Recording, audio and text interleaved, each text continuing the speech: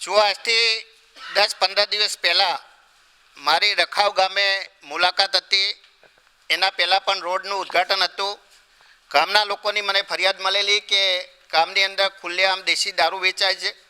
વારંવાર પોલીસને પીઆઈને જાણ કરવા છતાં કોઈ પગલાં લેવામાં આવતા નથી. એ દિવસે મેં મારા ફોનથી પીઆઈ ચૌધરીને ફોન કરેલો.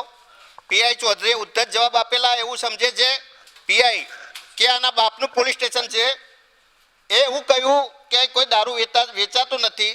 એના પછી મેં એસપીને પણ ફોન કરેલો અને એના પછી ફરીથી મેં 2 વાર ફોન કરેલા. છતાં પણ સરસ્વતી પીઆઈ મોટા હપ્તા લઈ સરસ્વતી પોલીસ સ્ટેશનના જે અધિકારીઓ હોય છે એ ગામ લોકોનું કહેવું છે કે મોટા હપ્તા લઈ અને દેશી દારૂનું વેચાણ કરતા હતા. આજે ગામ લોકો ભેગા થઈ અને જનતા રેડ કરી અને બધો સામાન લઈને અહીં આવ્યા છે. ગામના લોકોએ પીઆઈને ફોન કર્યો તો પીઆઈ એવો જવાબ આપ્યો કે મને ટાઈમ નથી, તમારે થાય કરી લો.